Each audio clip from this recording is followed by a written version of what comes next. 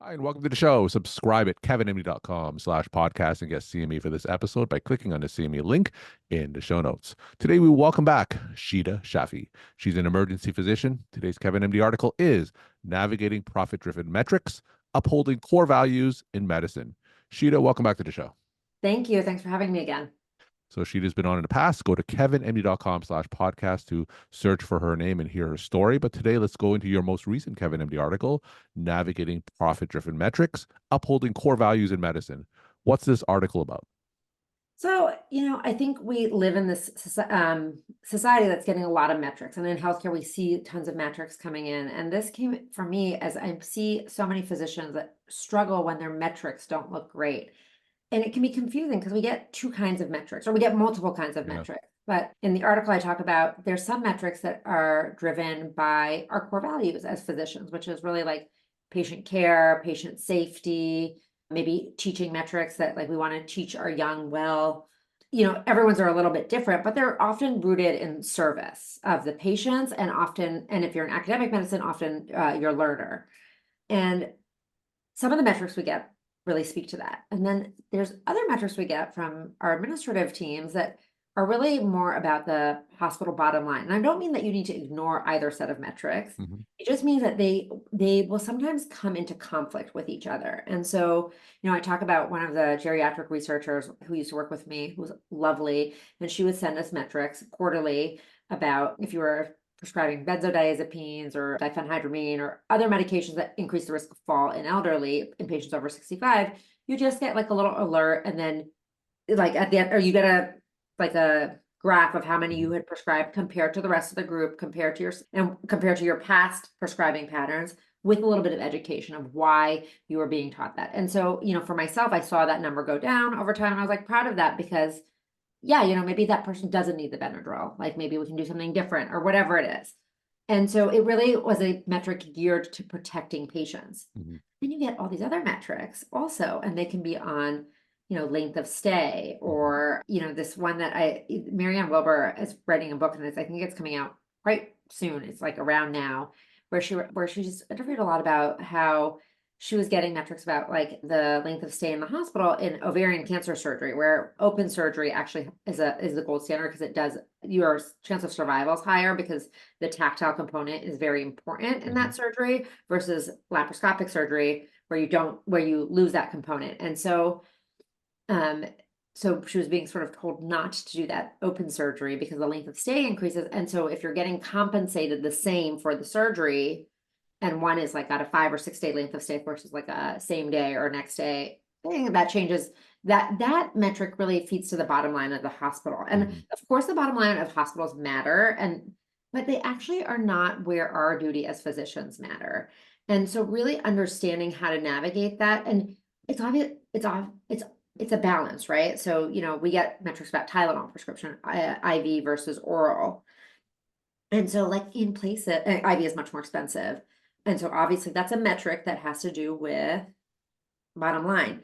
In places where it doesn't matter, right? Like there's people like it doesn't matter. They might want an IV, but oral is much cheaper and Yeah. almost equally as effective, right? Like it's okay to choose a metric that doesn't harm the patient, but is also serving the bottom line of the hospital, because that does matter. But in places where it does matter, and even in individual cases, it might matter, right? Like let's say you have this patient who like, just had a hip fracture as an old lady in a C-collar, can barely swallow anything. Maybe that's an okay place to use the IV Tylenol, because in the service of that one patient, IV Tylenol might make more sense. And you will get dinged. You get dinged on every single IV Tylenol in the emergency room. And it's okay to be Yeah. dinged because what you are as a physician, as an expert in patient care and serving patients, you are Yeah. not an expert in the billing and the bottom line. And that friction that exists is a natural friction that should exist. Sure. And I think sometimes as physicians, we've been really cultured to get an A in everything. We've gotten A pluses all of Yeah. our life. Yeah. We love the A plus. And so when we're getting like a demerit or like a demotion of some sort, even if it's a metric that is in conflict of our other value, which is serving patients. And sometimes those metrics just come into conflict, and there's no right answer for any particular scenario, Mhm. but just being aware of that framework, I think really helps physicians and other healthcare providers not feel so bad. Because I see a lot of physicians and NPs and PAs, all of them suffering from like, oh my God, I got a bad report card. And Yeah, it's like, yeah, well, let's hold on. Is it a bad report card or what is it pointing out to you? sure. So it sounds like what I'm hearing from you is that, of course, all metrics are not created equal. Mhm. And it's really to that individual physician to perhaps tease out and discern which metrics really will improve patient care and which metrics less so. What are some rules of thumb? How can a physician determine when looking at a metric which one truly serves the patient and which one is, I'm not going to say less important, but I'll say serves the patient less? Well, I think is to first just like look at the metric. I think that there's a pre-step before getting to that is that we just feel bad when we get a bad grade. So Yeah. like first like letting yourself like these are not grades. These are metrics for you to understand. And so that's like the first step is unhooking from that feeling of like, oh, I did bad. Hmm. Like you're like, okay, well, it's not bad or good. It's a metric to understand where you lie in this. And then to look at it and say, okay, when I'm looking at this metric, left without being seen, do like is like left without being seen is a very common one in the emergency Yeah. room. And so when you look at that one, is it one that serves patients? And to what degrees does it serve patients, right? Like to some degrees that's a metric that's kind of serves both. It serves patients to think about we don't want patients to leave that Hmm. are sick. So there's one element, but it's also a little bit about getting paid, right? Yeah. Like how are we meeting that metric? And who's and like where is there something I could have done differently to meet that metric? Hmm. And so if I'm running around seeing patients as fast as I can in the ER and a patient left without being seen, that one might not have anything to do with me.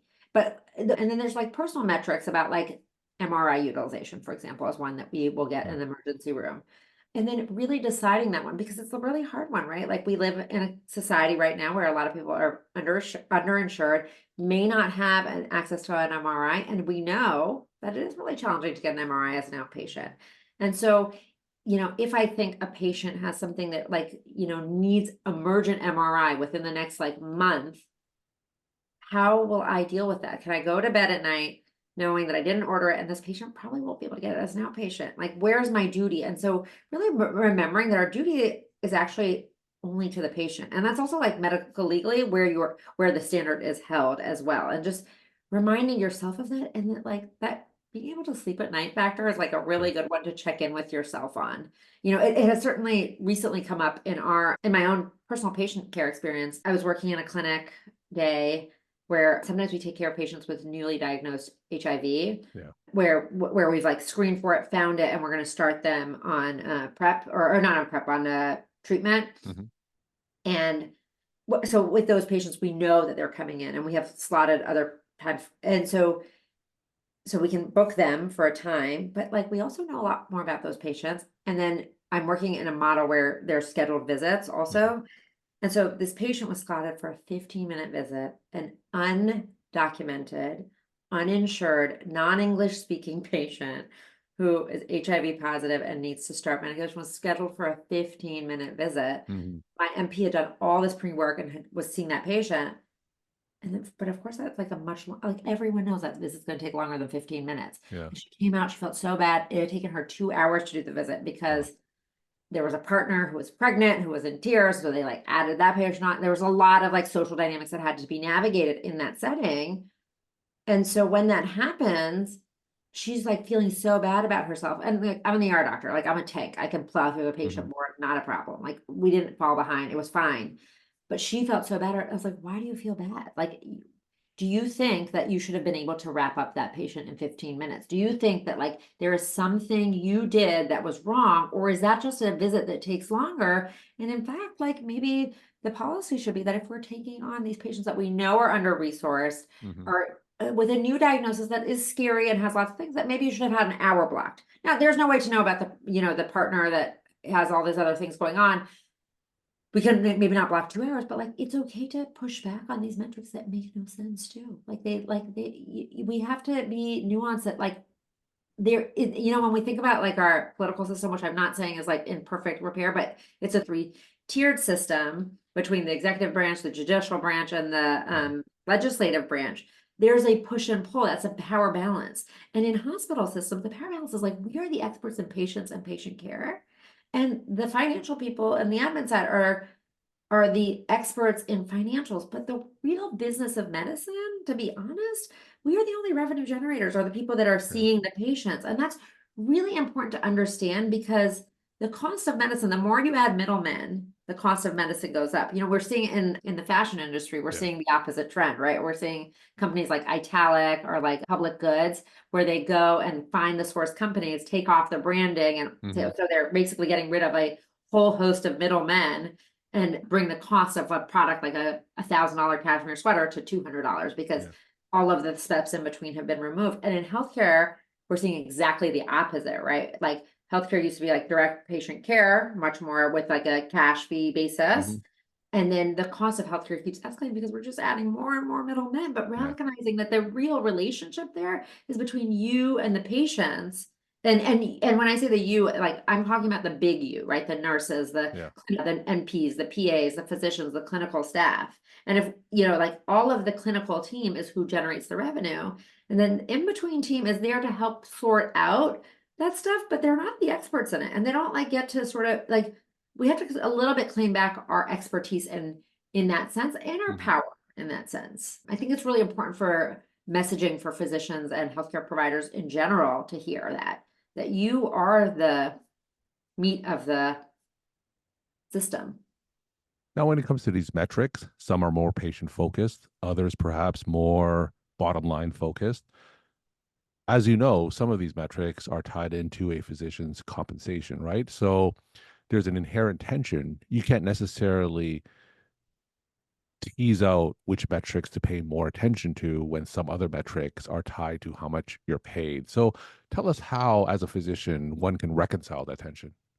Yeah. So, I mean, to be very frankly honest about that, is that it's not super clear cut, and it depends on your employment structure. That is one thing that I think, you know, that is the power. You know, there's so many women out there and men that teach physicians about money, and the physicians teaching physicians about money. I really think that that's such an incredibly important thing, because you have to become a little bit clear on finances, Mhm. and remembering that you are the only one who brings money in. That is like a very central tenet of all of this. That is a massive negotiation point. We think of ourselves as super replaceable. We are not as replaceable as we think of ourselves as, right? Like there's a lot of messaging like, oh, we're going to be like overrun and we're all going to be replaced. You have to remember that like the financials of it, like when you can get clear on your own financials and finances, because that is the key, is like understanding that element. You have to really unpack that and understand that. And then you can, and you're always going to have to pay attention to the ones that are patient centered, because that is also where your duty lies, not just from a moral duty, but also medical legally, right? Mhm. Like if you, and this is the other part that I think is really important for physicians to understand. It's like, if you don't order that MRI, right? Because like, well, it doesn't really need to happen today. It should happen within the next 2 weeks, but this patient has no way to get it, and then they have like a bad outcome, you will be liable. Like, and the hospital doesn't go down with you. They don't care about your metrics reporting, because your duty was to the patient, not to the metric. And that's a really important thing to remember, as not, and I'm, you know, I'm not like, I don't want people to get sued. I don't want to like cause fear for people. That's not the point of it, is that that duty exists because that is our job as physicians. And the administrative parts where they're thinking about the financials, they don't, that liability doesn't really fall on them. It falls on you, your lost wages and having to take time off to go through that, your like incredible moral and psychological stress that comes with going through a lawsuit. All of that goes to you. So, I mean, it's a form of self-preservation, and also stepping into that like expert role. You are an expert. Like you have gone through all the schoolings. Like they may tell you to, you need to decrease this, but like ultimately you are responsible for your decisions. It is not unlike your taxes, right? Like as Yeah. you have an accountant and they will give you advice about like, oh, you can make this tax break. But if you decide to take a loophole that, you know, and that upsets the IRS, you're accountable. Mhm. It's not your accountant who's accountable. You will be the one who, like, it is your decisions. And just remembering that, and like letting that wave through you, and being okay with pushing back a little bit. I think a lot of times physicians, I think this is something that I find really interesting in physicians. My husband's a lawyer, and he worked at one of these big law firms in New York for a long time. Yeah. And in law firms, there are secretaries and administrators, but the lawyers generate the revenue, and Yeah. the secretaries and the administrators work for them because they are the revenue generators. Yeah. And in medicine, it's very interesting. I think like we want to be nice, we want to be differential, we want to take out of that sense of like we are the authoritarian physician. But what sometimes happens is that there's a confounding of like who the actual expert is and who the revenue generator is, right? Like physicians are the revenue generator, physicians, nurse, MPs, like all of those people generate revenue. We are also the experts, and then yet somehow we feel beholden to just like have to fall in line with it. Would really be like secretaries running a law firm, which would just never, it's lawyers are beyond that. They don't allow that to happen. And there's actually a lot of structures about how you can set up law firms and buy law firms. That's also why they're not being gobbled up by VC firms in the same way that healthcare is, because they have structures in place to prevent that. But it's just an interesting way to think about things, and recognizing that we need to sort of reclaim our expertise and our power and push Yeah. back sometimes when these metrics don't make sense, because our duty is to care for these people and keep them safe. How long did it take you to really have that mindset? Because as you said, a lot of physicians throughout their lives, they want to get that A plus. They're people pleasers. They probably wouldn't be physicians if they didn't have that mindset. How long did it take you to evolve and be more comfortable pushing back, be more comfortable realizing that, hey, maybe not getting an A plus in a metric that doesn't benefit a patient is okay? How long did it take you to be comfortable with that? So I was a director, like really pretty fresh out of fellowship. So, I have played the role of administrator. And so I got to see that workings from the inside. And I got to see the struggle of like my chairman, who was a physician, obviously, like liaisoning and like seeing that conflict really early up front in my career. Hmm.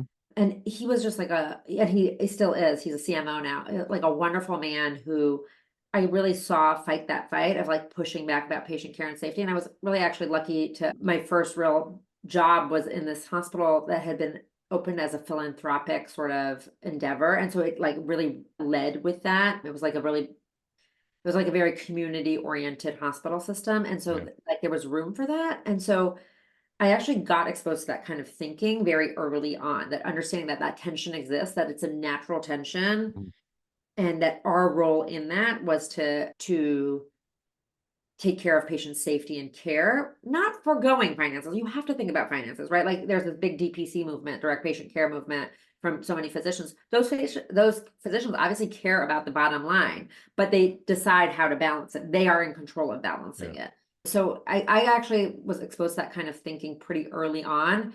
And I also, my father was a real good teacher of finances to me. So I had a lot of I had created I'm pretty early in my career, within like, I guess like being 10 years out, I had independent finance stream. So I knew that like, and that really gave me leeway to push back. Like when you Mhm. say something to me, like, I am not here to be pushed around by you. Yeah. You have a leadership position, but I'm not here to just be told to toe the party line. Like it has to sit well with me morally and ethically. And having this option of other ways to make money makes it easier. And I know there's a lot of coaches in the financial space for physicians, and I really think that that's like such an important element of it. You can't divorce that from the topic, because when you feel like you are trapped financially, then you feel like you have to toe the party line. And Yeah. that's a really hard place to be stuck in. And I think that's a lot of where the moral injury that we see and the burnout that we see comes from, is from feeling so stuck.